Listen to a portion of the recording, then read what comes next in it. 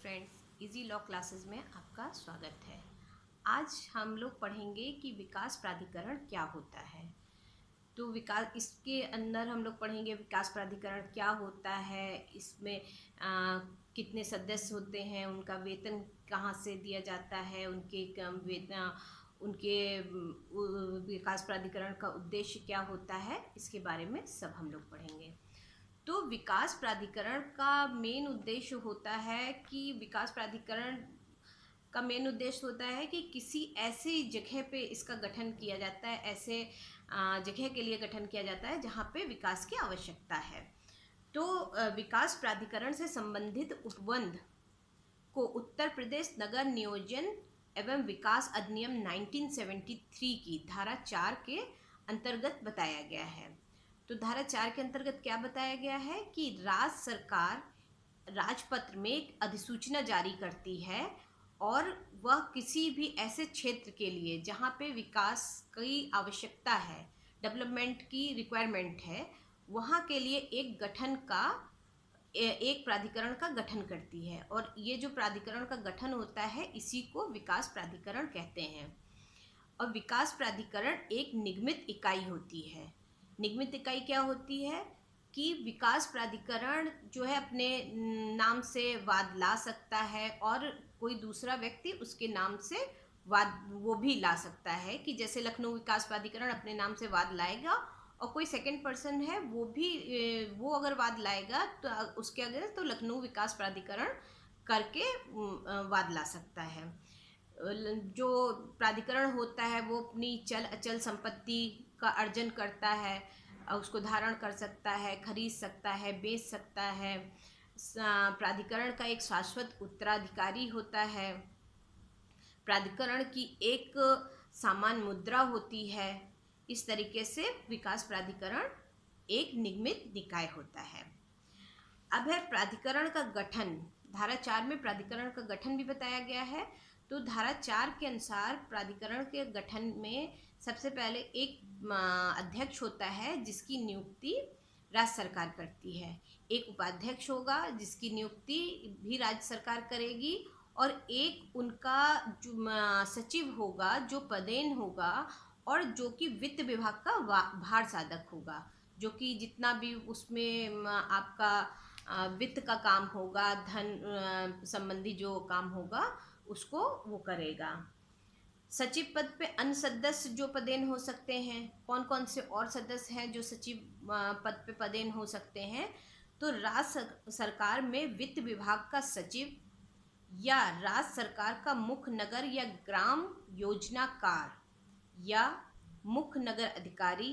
इसके अलावा ऐसे जिले का जिला मजिस्ट्रेट, जिस जिले में ये विकास प्राधिकरण का गठन किया जा रहा है तो उस जिले का जिला मजिस्ट्रेट भी इसका सचिव पद पे पदेन हो सकता है।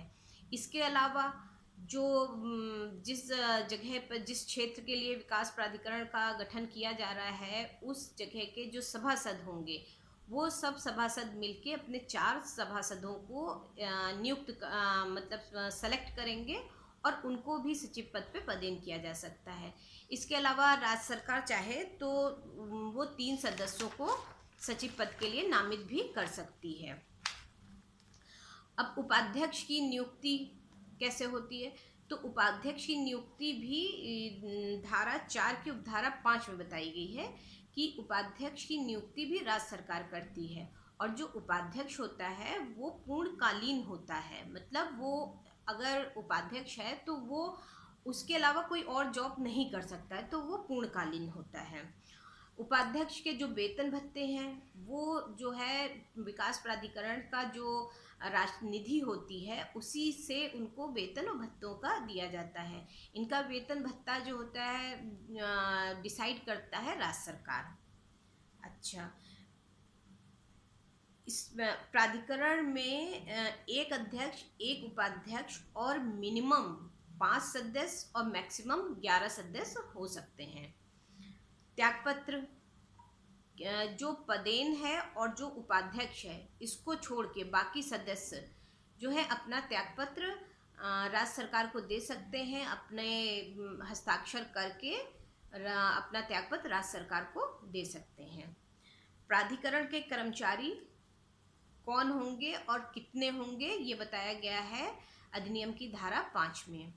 तो राज्य सरकार दो ऐसे उपयुक्त व्यक्तियों को प्राधिकरण के सचिव और लेखाधिकारी के रूप में नियुक्त करती है, जो कि उनका लेखा अधिकारी का कार्य करे और जो सारा फाइनेंस देखता है। तो फाइनेंस जो है वो हमेशा सचिव देखता है। इनकी शक्तियां और कर्तव्य जो होते हैं वो सेलेक्ट करते हैं राज्य सरकार, और उपाध्यक्ष जो है वो इनकी शक्तियां और जो कार्य इन लोगों कर्मचारियों को दिए जाएगा वो करते हैं। इसके अलावा राज्य सरकार विशेष आदेश पर, अगर राज्य सरकार को लगता है कि क्षेत्र बहुत बड़ा है, सदस्य संख्या कम है, तो राज्य सरकार अगर चाहे तो उस क्षेत्र के लिए और भी सदस्यों की संख्या को बढ़ा सकती है। इन प्राधिकरण के कर्मचारियों के वेतन और भत्ते वो कौन देगा? तो जैसे उपाध्यक्ष को प्राधिकरण की निधि से वेतन और भत्ते दिए जाते हैं, उसी प्रकार जो प्राधिकरण होता है उसके जो कर्मचारी होंगे उनको भी वेतन और भत्ते प्राधिकरण की निधि से ही दिए जाएंगे। और ये कितने दिए जाएंगे, ये सब राज्य सरकार के द्वारा निश्चित किए जाते हैं।